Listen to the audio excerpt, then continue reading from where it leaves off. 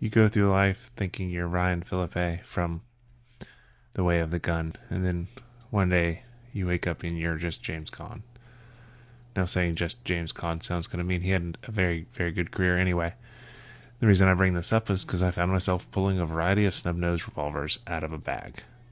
The reason I was pulling them out of the bag is because I had an experiment to conduct. Snub-nosed revolvers aren't meant to be precision weapons. They have short barrels, a short sight radius, often terrible sights, and double-action triggers that can make accurate shooting at longer ranges difficult. Growing up, I often saw them referred to as get-off-me guns or belly guns, implying their use was at close to point-blank range. As a dedicated revolver enthusiast, newly crowned, I'm an admittedly amateur revolver shooter, but I was curious how far a snub-nosed revolver could effectively make hits. My general goal was to shoot a diverse collection of snub-nosed revolvers, and see which features allowed me to make hits at various ranges.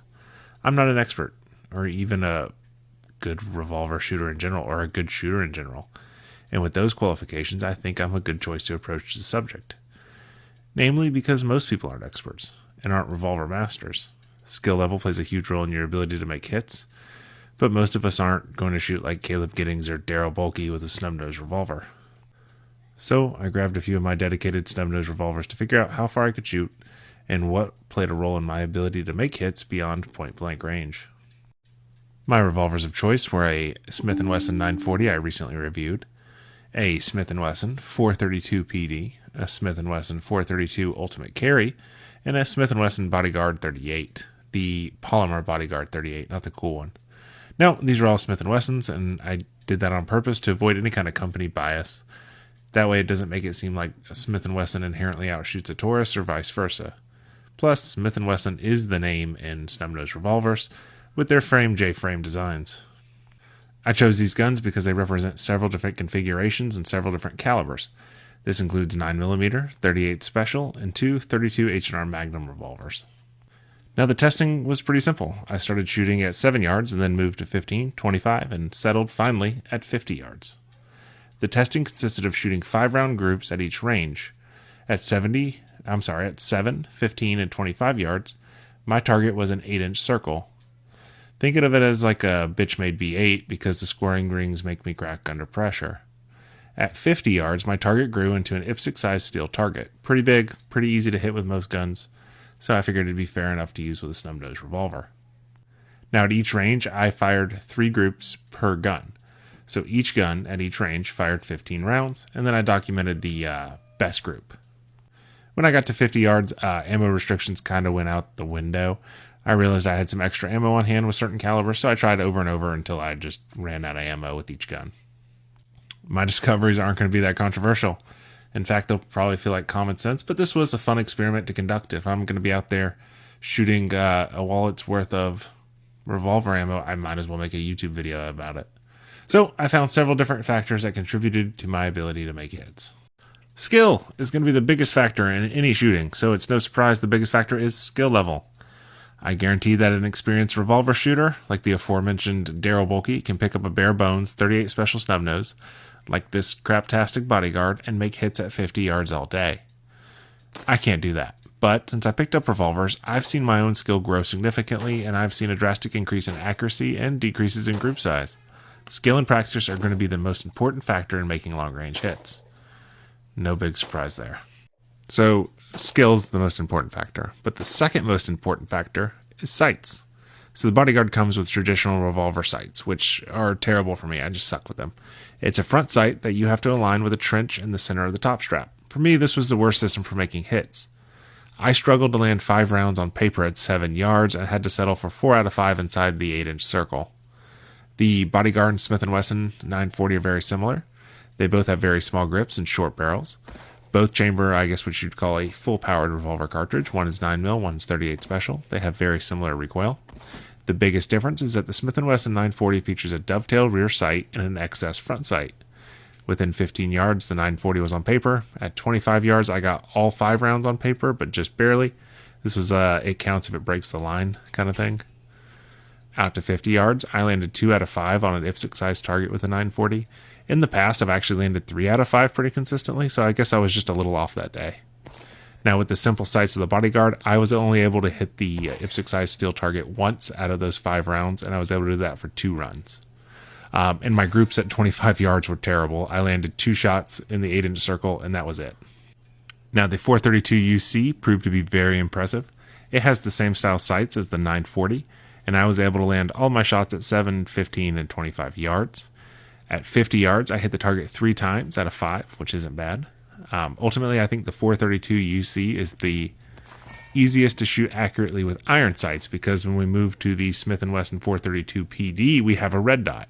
It's mounted via the Shield Arms rock mount. Now here's what was interesting. So revolvers and red dots don't really get along, but this system works surprisingly well. However, at 7, 15, and 25 yards, I didn't notice a big accuracy difference with the red dot. Once we got to 50 yards, we noticed something significantly different. I was able to land 4 out of 5 at 50 yards, and one of the times I loaded the gun fully to 6, I was able to land 5 out of 6. And this was consistent. It really drove me crazy to miss one time, pretty much every time I loaded the cylinder. A red dot is a bit like a cheat code for long-range shooting, and if I really needed to engage anything at 50 yards, I'm going to pick the 432 PD with the rock. However, at closer ranges, the 432 UC performed just as well as the 432 PD. There wasn't a huge difference, and I didn't have to invest in a red dot, so kind of think of that. Now, the benefit of that red dot was it was the fastest shooting option for accurate shooting. If I wanted to shoot like a bill drill or something fast and quick, the red dot was easier to get on target. So, skill makes the first biggest difference, sights make the second biggest difference, and sights are the biggest equipment difference or biggest configuration difference you can have on a revolver. Snub-nosed revolvers famously have tiny and thin grips. The 432 PD, the Bodyguard, and the 940 all have tiny grips, and they all kind of suck for control purposes, but excel for concealment purposes. Small grips are necessary for pocket or ankle carry, which are roles snub-nosed revolvers excel at, but they suck for everything else. Then trots in the 432 UC with its high horn grips from VZ that I absolutely adore. They give you a lot more gun to grip. So this makes the gun easier to shoot accurately and consistently. People often kind of disregard how grip affects accuracy, but the thing is if you're gripping a gun and you're able to control it and hold it and not manipulate your own grip while pulling the trigger, you're going to shoot straight. With the high horn grips and the 432 UC, I could punch very tight paper groups at 7 yards and kept 4 out of 5 in an 8-inch circle at 15 yards. I made a great group at 25 yards, and even better than that of the red dot equipped 432 PD. Inside of 25 yards, the grips seem to make more of a difference than the sights. Now, the grips also help you shoot fast because nothing happens in a vacuum. Firing one shot might not stop a threat, so you want to be able to fire quickly and accurately, and the high horn grips contribute to that. The high horn grips allowed me to hit targets at 50 yards fairly quickly and with decent amount of effectiveness. You know, the accuracy was typically 2 rounds out of 5 with a rare 3-round group hitting the target at 50 yards. But I could do it fairly quickly, and I could do it with less felt recoil thanks to the larger grips. Snub-nosed revolvers aren't the easiest guns to handle. They tend to have somewhat snappy recoil that's tough to mitigate, especially with tiny grips. Recoil affects accuracy when it comes to repeated shots on target. The Bodyguard's 38 special recoil didn't do me any favors at 25 yards or even 15 yards or 7 yards. The 940 features super small grips and fires a 9mm round, which has about the same recoil as the 38 special, and while the sights helped me hit the target, the smaller grips made it tougher for me to hit the targets quickly and accurately, especially when they're 8-inch circles. The 432 PD and 432 UC fire the 32 H&R Magnum, which has less recoil. This makes it easier to shoot quick drills at all ranges. The 432 UC even delivered a 2.07 second bill drill after a few warm-up runs. I'm not that fast cold, sadly. So the low recoil makes a big difference for consistent accuracy after the first round is fired. To me, it seemed like the best combination would be taking the 432 PD with the red dot and the high horn grips from the UC and combining them. I tried that, sort of. So the high horn grips won't fit with the rock mount, and I didn't have a Dremel, and I wasn't really not willing to Dremel them away to make them fit. So I held them together with my hands and found it to be a capable combination. I think I am going to get a pair of the high horn grips and trim them to fit the 432 with the rock, and we'll see where that goes. people in the gun world make a big deal about triggers and accuracy, and it seems like people think trigger is the biggest factor in shooting accurately. If you can't take a Smith & Wesson M&P or a Glock and shoot it accurately, it's not because you need a new trigger, it's because you don't know how to shoot. With that said, the smaller the gun and the heavier the trigger, the bigger difference a trigger can affect accuracy. But it still comes down to grip. So a heavier trigger on a very small gun with small grips can make it tough to get a good, consistent grip on the gun. So with that said, the trigger pull of the UC is obviously the best, but I don't think it contributed to accuracy more than the grips. Honestly, it might be a little better than the 940 and the 432 PD, but not by much, and not enough to affect accuracy. However, trigger is on this list because the Bodyguard's trigger is absolutely atrocious. Sometimes I would go to pull the trigger and it'd feel like it was stuck, and it turns out it's just that heavy.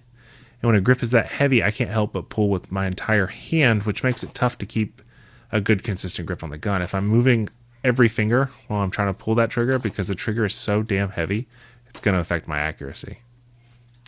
So that's why trigger is the last on the list. It can make a difference, but it's not as big as everyone makes it seem. Sure, the UC has the better trigger, but I don't think that's what made it more accurate than the 940 or the 432 PD, because once I started shooting, I didn't really notice. I only really notice how fine a double action revolver trigger is when I'm like dry firing and I don't have to deal with recoil or sight picture or really hearing the ding of a target at 50 yards. Remember, I'm no expert. These are the findings of a subject matter enthusiast at best. As a normal guy, these were just the differences I found as an average revolver shooter. I think sights are the most important factor for long-range shooting, but good grips were more important at 25 yards and in. Caliber makes it easy to hit a target repeatedly without grip adjustment, and if your trigger sucks, your gun can suck too. So this is what I discovered. What do you think? I'm willing to accept that my ideas are incorrect, but I do ask you to explain why. I'm a very enthusiastic amateur who can't talk very well, but I do have a big desire to learn. So thank you for watching. Thank you for making it this far in the video. Like, subscribe, all that fun jazz. Leave a comment, tell me I'm wrong, and have a great night.